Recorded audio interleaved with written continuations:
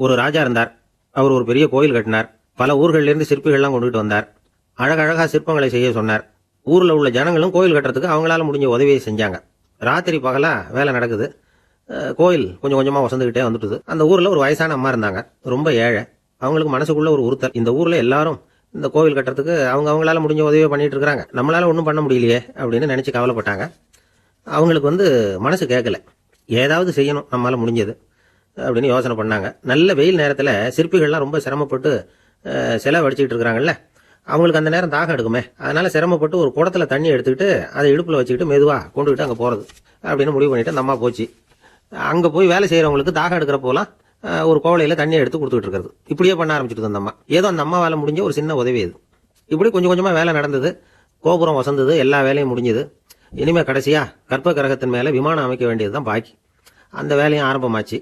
அந்த சிற்பிகள்லேயே அனுபவசாலியான ஒருத்தர் இந்த அம்மாவை தேடிட்டு வந்தார். பாட்டி, உங்ககிட்ட இருக்கிற ஏதாவது ஒரு பொருளை கொடுங்க, அந்த விமானத்தில் வைக்கலாம் அப்படின்னு நாங்கள் நினைக்கிறோம் அப்படின்னார். இந்த அம்மாவுக்கு ஒன்றும் புரியல.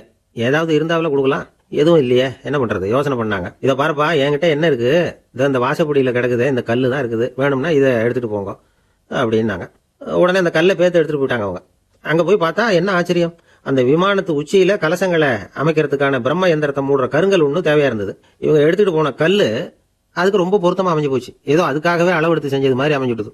அந்த கல்லையே அங்க அப்படியே பதிச்சுட்டாங்க. ஒரு வழியா கோவிலை கட்டி முடிச்சாங்க.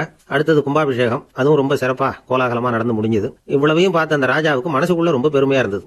இவ்வளவு பெருசா இந்த கோவில் உருவாகிறதுக்கும் இவ்வளவு சிறப்பா இந்த விழா நடக்கிறதுக்கும் நாம தானே காரணம் அப்படின்னு மனசுக்குள்ள நினைச்சுக்கிட்டார். இப்படி நினைச்சுக்கிட்டே அன்னைக்கு ராத்திரி அரண்மனையில படுத்து தூங்கினார். உடனே ஒரு கனவு. ஆண்டவனே அந்த ராஜாவோட கனவுல வந்தார். ராஜா ஆண்டவனை வணங்கினார். இறைவா, உங்களுக்காக நான் கட்டியிருக்கிற கோவில் எப்படி இருக்குது, நல்லா இருக்குதா அப்படின்னு கேட்டார் ராஜா. அதுக்கு இறைவன் சொன்ன பதில் என்ன தெரியுமா, நீ கட்டின கோவில்ல அந்த கிழவியோட நிழல்ல நான் சுகமா இருக்கிறேன் அப்படின்னாராம். இப்படி சொல்லிவிட்டு கடவுள் மறைஞ்சுட்டார். கனவு கலைஞ்சது. ராஜா விசாரிச்சார், யார் அந்த கிழவி அப்படின்னு. எல்லாரும் விவரத்தை சொன்னாங்க. அப்போதான் ராஜா நினைச்சு பார்த்தார், இந்த கோவிலை நானே கட்டினதாக ரொம்ப பெருமைப்பட்டுக்கிட்டேன். ஆனா அந்த வயசான அம்மா வீட்டு வாசல்ல கிடந்த கல்லு அது இறைவனுக்கு சுகமான நிழல் கொடுக்கறதாக சொல்றாரு அப்படிங்கறத எண்ணி பார்த்தார்.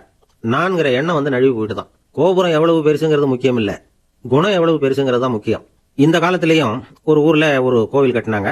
எல்லா ஜனங்களும் அவங்களால முடிஞ்சதை செஞ்சாங்க.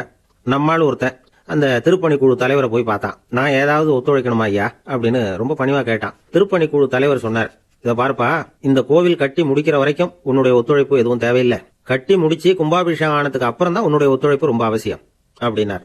அதுக்கப்புறம் நான் என்ன செய்யணும் சொல்லுங்கன்னா, இவன் இந்த சாமி சிலையை நீ திருடிட்டு போகாம இருக்கணும், அவ்வளவுதான் அப்படின்னாராம் அவர்.